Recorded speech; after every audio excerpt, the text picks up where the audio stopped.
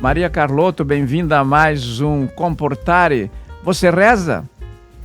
Olá, professor. Eu rezo, eu converso com Deus todos os dias.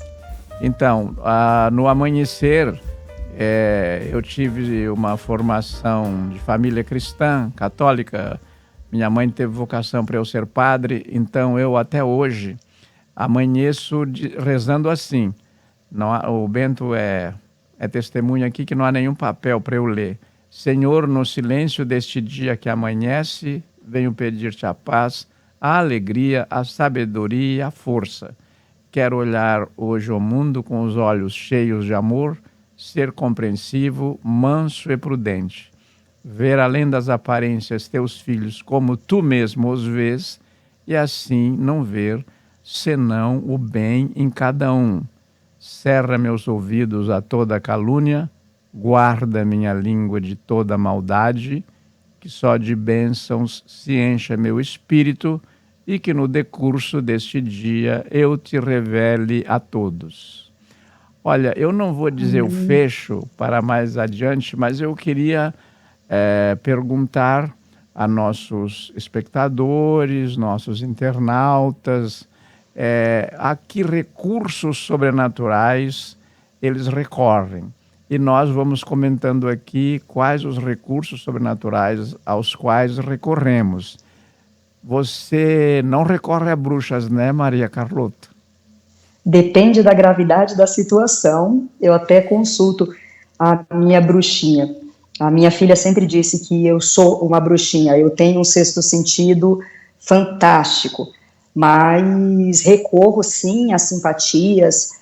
Eu fui criada nessa mesma maneira, de uma família católica, né, cristã, mas desde pequena a gente acabava convivendo com essas simpatias. A criança está com soluço, coloca uma fitinha, um fiozinho vermelho na testa, tá com quebranto, dá banho de arruda. Então eu procuro sim, às vezes, converso com Deus todos os dias, mas eu acredito nessa energia que existe no universo.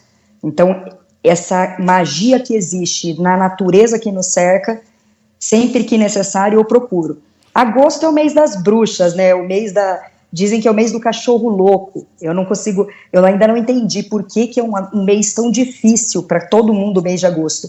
Mas é um mês que está solto ali a espiritualidade. Nós estamos justamente no mês de agosto e agosto tem esta fama, outras culturas têm outros meses. Nós temos o 13, em algumas culturas esse número de azar é o 22, se bem que o azar e a sorte são palavras assim gêmeas, né? No significado, na semântica. É que no português o azar se consolidou como uma coisa pejorativa e a sorte como uma coisa benéfica. Mas a sorte foi, originalmente no latim, um pedaço de terra boa. O sentido original da sorte era a terra que dava. Mas eu queria levar a questão para outros ramos da espiritualidade, das nossas inevitáveis transcendências, que não são católicos, que não são dos ramos protestantes, dos ramos evangélicos. Chegaremos lá para relatar uma coisa muito curiosa acontecida comigo mais do que uma vez. O ator Carlos Vereza, meu amigo há muitos anos, foi para ele que escrevi o primeiro roteiro de cinema. Ele tem ele estava num desses centros que se conhece como centro espírita, né? E eu fiz uma palestra sobre Teresa d'Ávila. E uma pessoa dessas videntes estava assistindo, vários, e ela, sem saber de nada, durante a palestra desenhou-me me representou como se eu fosse uma borboleta. E esse era meu apelido infantil. Então não tinha como ela descobrir, a não ser ela ver por meios misteriosos que eu não domino. Maria Carlotto, você tem algum relato, não precisa ser te envolvendo em que você viu assim indícios, mostras ou às vezes comprovações de que ali ocorria algo sobrenatural? Professor, se me permite, vou relatar algo que aconteceu comigo. Por Eu favor. tive uma hemorragia interna muito severa quando tirei as amígdalas e estava em choque pela perda de sangue. E ao meu lado apareceu o meu avô, pai do meu pai, que havia falecido fazia uns 2 anos. E quando eu vi o meu avô ali do meu lado, eu falei, o que o senhor está fazendo aqui? Né? E ele disse, eu vim te buscar. Eu falei, não, não posso, minha filha é pequena, eu não posso deixar, eu não posso morrer agora. E pedi que ele intercedesse por mim, se ele estivesse junto de Deus, que ele intercedesse por mim. E eu juro por tudo que é de mais sagrado, o terço que ele sempre rezava, de madeira, apareceu na minha mão. E eu fui para o centro cirúrgico com esse terço, voltei com esse terço do centro cirúrgico, né? Meu pai perguntou de onde veio, as pessoas perguntaram, e do mesmo jeito que esse terço apareceu, ele sumiu. Então eu tenho certeza que ele intercedeu por mim. Se essa foi uma experiência ali pela alucinação, da falta do sangue, ou se realmente foi uma experiência espiritual, eu não sei. Mas daquela situação em diante, eu passei a ser outra pessoa. Eu não tinha medo da morte até então. E eu passei a não ter medo, mas ter respeito pela morte a partir dessa situação ali com o meu avô. Nós tínhamos uma ligação muito, muito próxima, eu estive com ele até o momento da morte. Então, eu pedi, por favor, interceda, se o senhor está perto de Deus, interceda e não me deixa, não me leva. E deu certo. Na semana passada, eu estava fazendo uma palestra aqui no Leme e era um dia inusitado no Rio, agora, sábado passado. O embaixador Jerônimo Moscardo lidera uma equipe que mantém há 6 anos um programa conhecido como Filosofia na Praia. E ele é apresentado ali ao vivo e também transmitido para vários países, como hoje se faz facilmente, não é?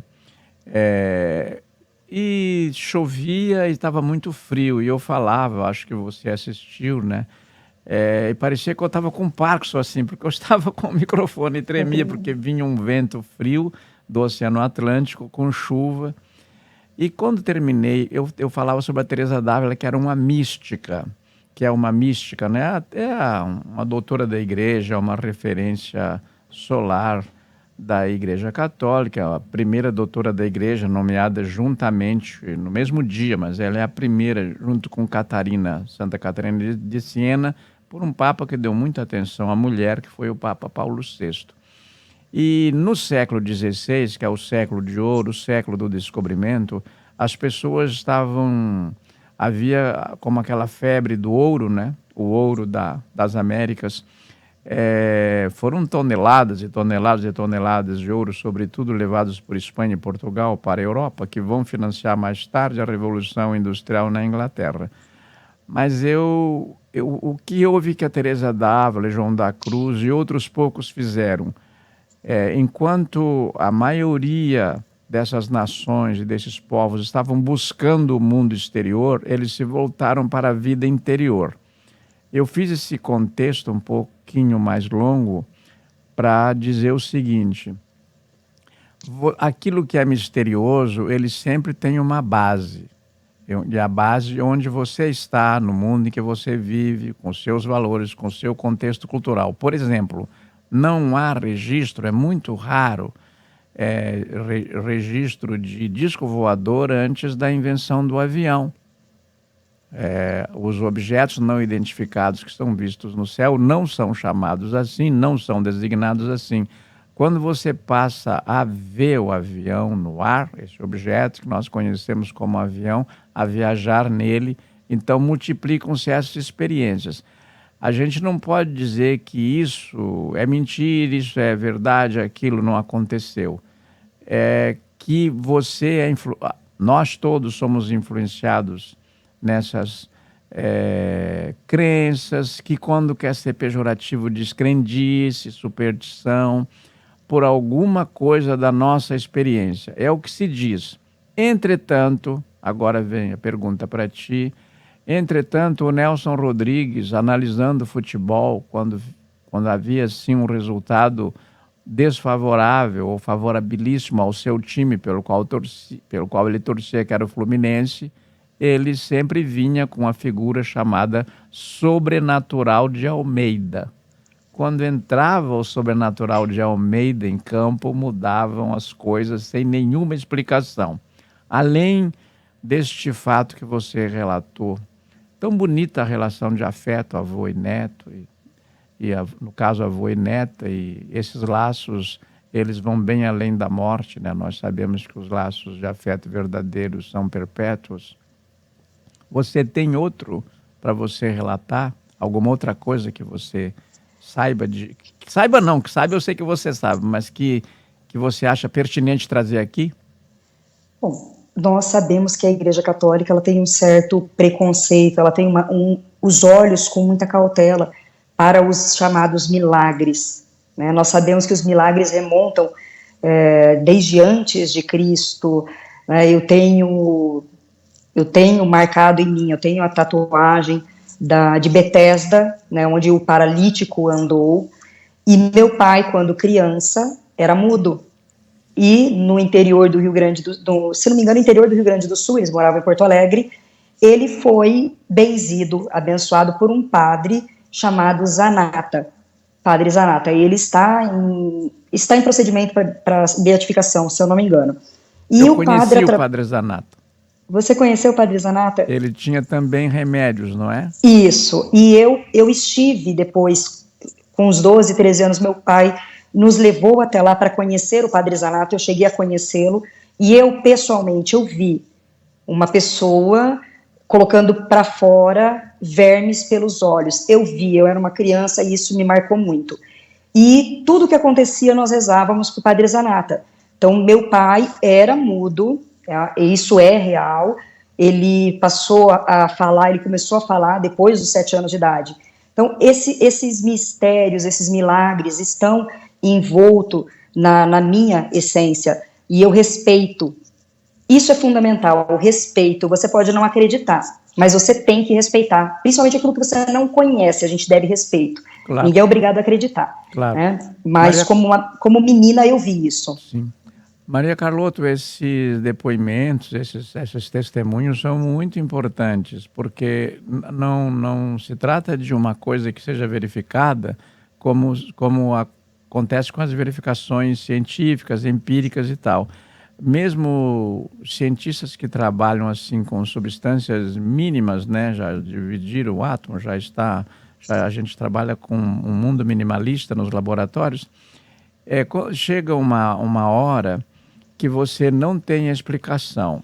Eu relatei há muitos anos uma crônica com um professor doutor, um doutor em engenharia de materiais, o Edgar Zanotto, e ele foi chamado pela Arquidiocese de São Paulo para dar um parecer sobre uma santa que chorava, lá em Ferraz de Vasconcelos, em São Paulo, uma Nossa Senhora que derramava lágrimas. E ele demonstrou que ela não derramava as lágrimas, que aquele processo era um processo que era causado pela forma como ela estava estampada no vidro e tal e tal. Eu falei com o Zanotto, não era Zanata, era Zanotto, é professor ainda na Universidade Federal de São Carlos, onde eu lecionei por 22 anos em São Carlos. Disse, Zanotto, você disse, se sou eu atesto o contrário, que a santa chorava, que nós estávamos, inclusive, exportando as lágrimas agora na universidade. E ele disse, mas Dionísio, eu tenho que dar um parecer científico. Eu falei, mas a ciência é a eliminação progressiva do erro.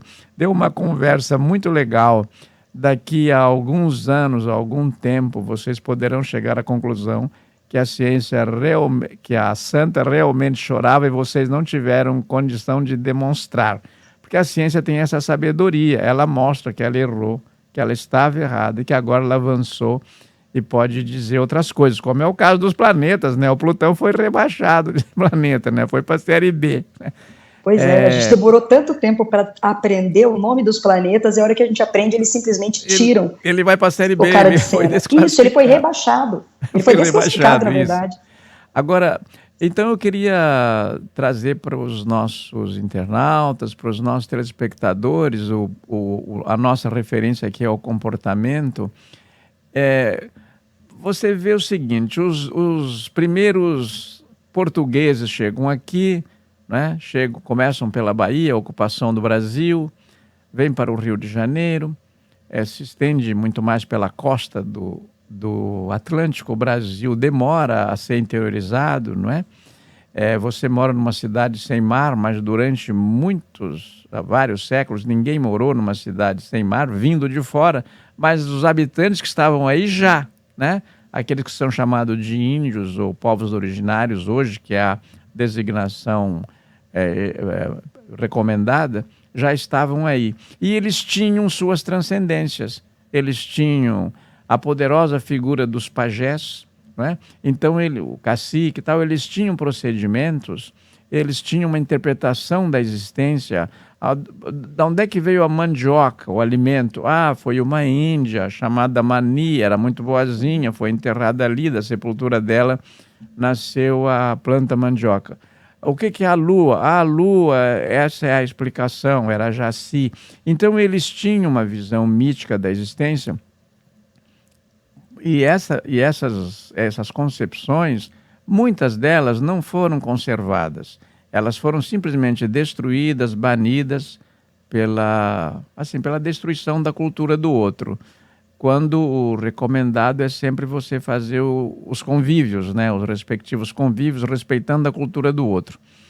Maria Carlotto, aí neste teu terrum, onde você vive, você sabe como vão, por exemplo, como são como está, porque há inclusive umas feiras de livros que têm um grande desempenho, que são as feiras de livros espíritas.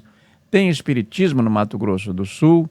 Como é que vai esse outro lado da fé?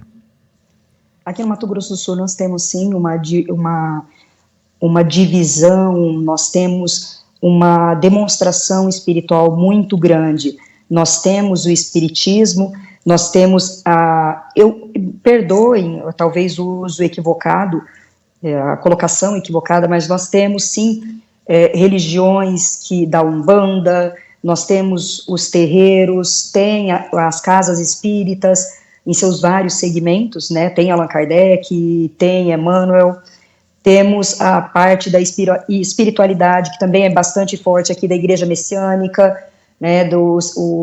E aí a gente parte para outros segmentos que trabalham com essa espiritualidade, com o ser interior, mas que são filosofias de vida, Seixonoe, as meditações. E como o professor acabou de dizer, quando os portugueses vieram para o Brasil, quando houve a evangelização, né, dos indígenas, dos povos originários, acabou se destruindo muitas das demonstrações religiosas deles. E isso acontece quando a pessoa teme aquilo que ela não conhece, a tendência é destruir. Por quê? Porque se eu não domino, vamos destruir para que eu não corra risco. E, aos poucos, o Brasil tem mostrado, as pessoas têm perdido o medo de dizer que elas cultuam, que elas pertencem a determinada religião, que elas seguem determinada religião, e isso tem ganhado força.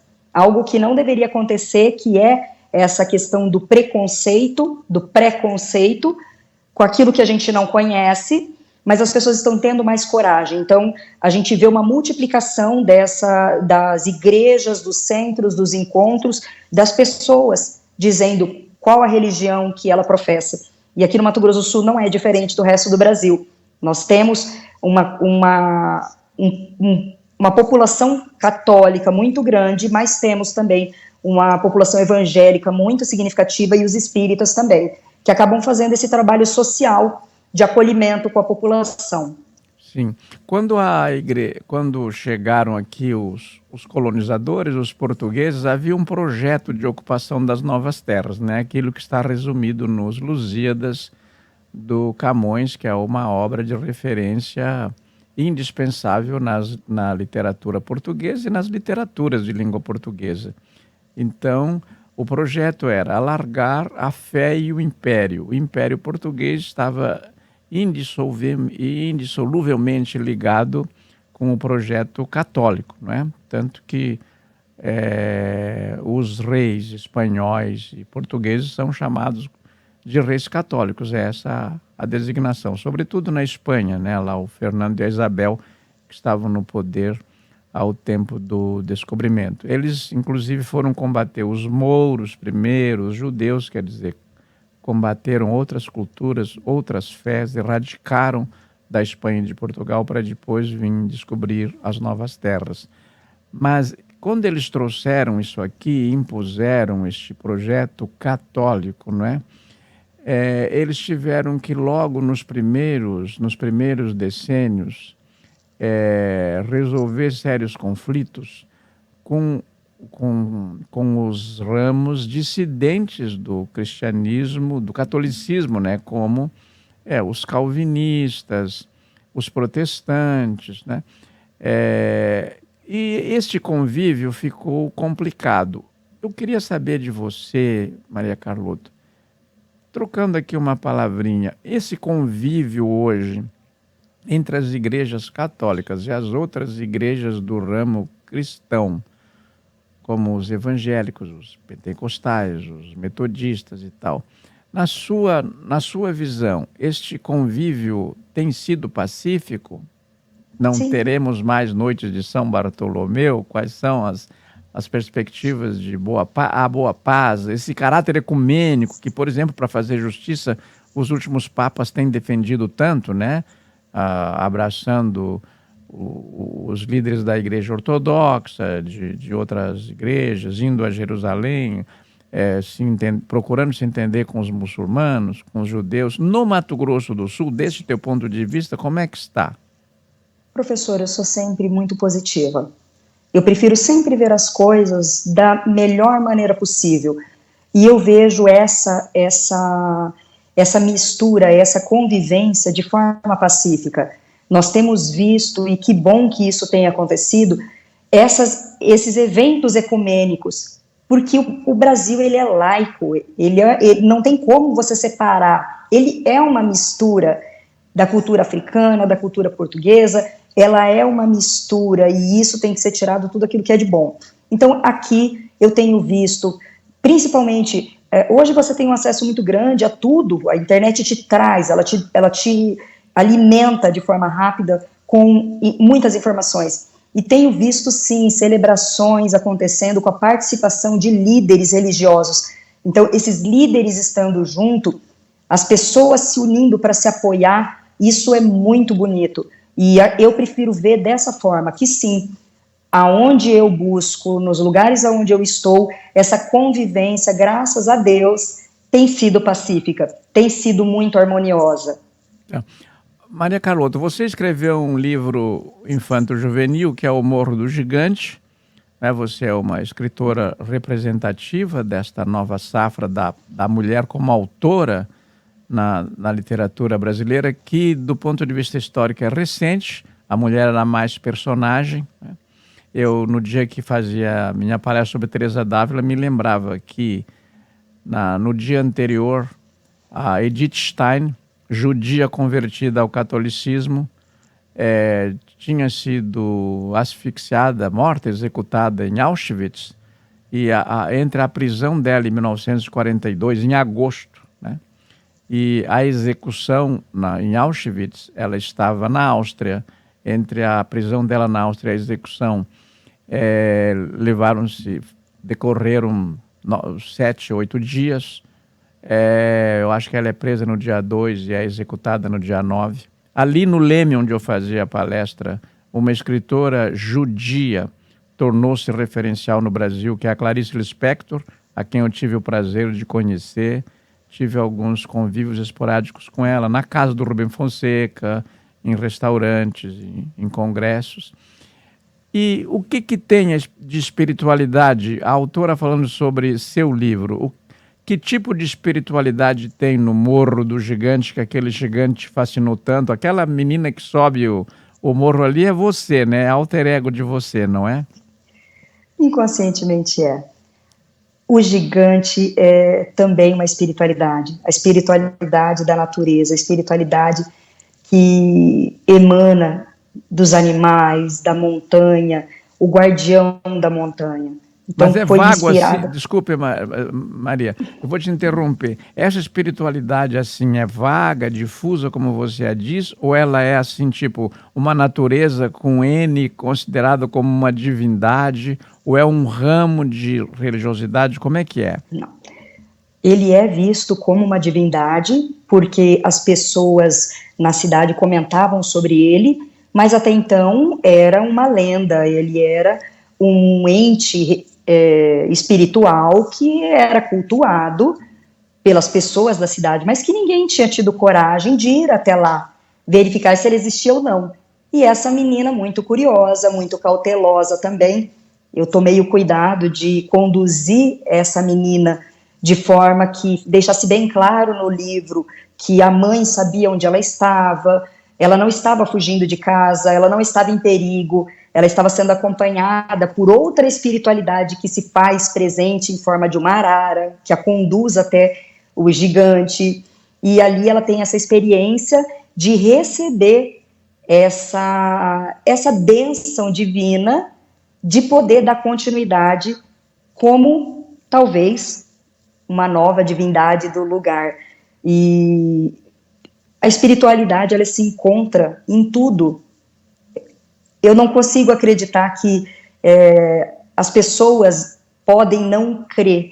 Eu não consigo compreender, ou eu respeito, mas eu não compreendo uma pessoa que negue a existência de um Deus. Não me importa qual Deus, mas a ciência não pode ser tão absoluta, porque ela não vai chegar a lugar algum tentando comprovar situações como essa, que eu narrei de uma menina de uma mulher que esteve ali com o avô ao lado e à beira da morte. Pode até ter sido um choque, não se sabe.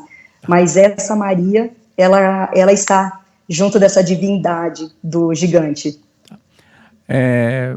Maria Carlotto, chegamos ao final de mais um Comportare. Primeiro você se despede, porque ladies first.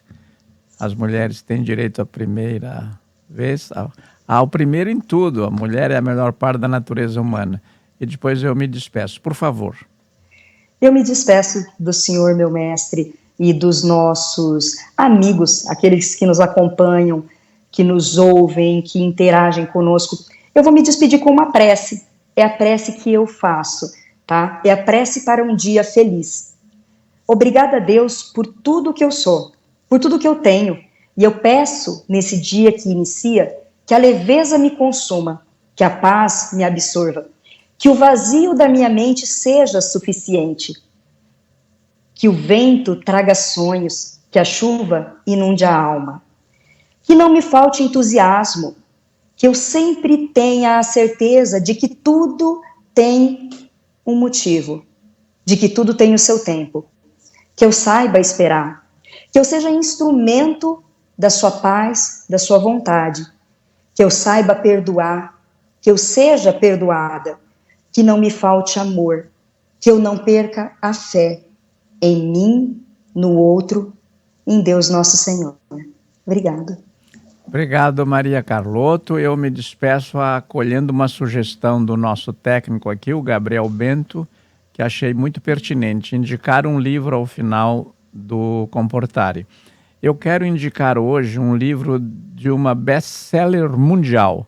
Só perde para a Bíblia e para as obras de Lenin, mas Lenin é porque era obrigado a ler, né, pelo Partido Comunista, pelas organizações da União Soviética, então fizeram do Lenin um best-seller, que é a Teresa d'Ávila. Teresa é o terceiro best-seller em ordem mundial. E desta e das obras completas da Teresa, como vocês não podem, tem que começar por algum lugar, eu queria indicar um livro, O Castelo Interior. Todos nós temos um castelo, uma fortaleza interior, que é a nossa alma, nós temos que cuidar dela. E este livro, O Castelo Interior, da Teresa d'Ávila, é de uma leitura muito recomendável. Aproveito para lembrar que uma que uma querida amiga de quem eu tive o prazer de ser colega na Universidade Estácio de Sá, a Cláudia Romano, ficou tão encantada quando eu indiquei a Teresa d'Ávila que ela pediu Del. Eu sou era chamado de Del lá e sou chamado de Del por muitos amigos, né? E que livro da Teresa d'Ávila você indica para ela? Eu indiquei O Caminho da Perfeição, que aproveito para indicar também. São 2 livros referenciais da Teresa d'Ávila. Agradeço a nossa querida Maria Carlotto, agradeço aos internautas e termino fazendo uma menção que eu acho que é muito pertinente. Em Mato Grosso do Sul, onde a Maria Carlotto vive, trabalha como advogada e professora, existe uma sede do PEN Clube, não é? Que é dirigida por uma escritora que já reuniu vários escritores numa antologia aí, que é a Delasneve Daspet, e que hoje está num evento na Colômbia, justamente sobre paz. Então, eu acho interessante essa menção. Quer voltar, aliás, fazer um pós-scripto a esse meu fechamento, Maria Carlotto?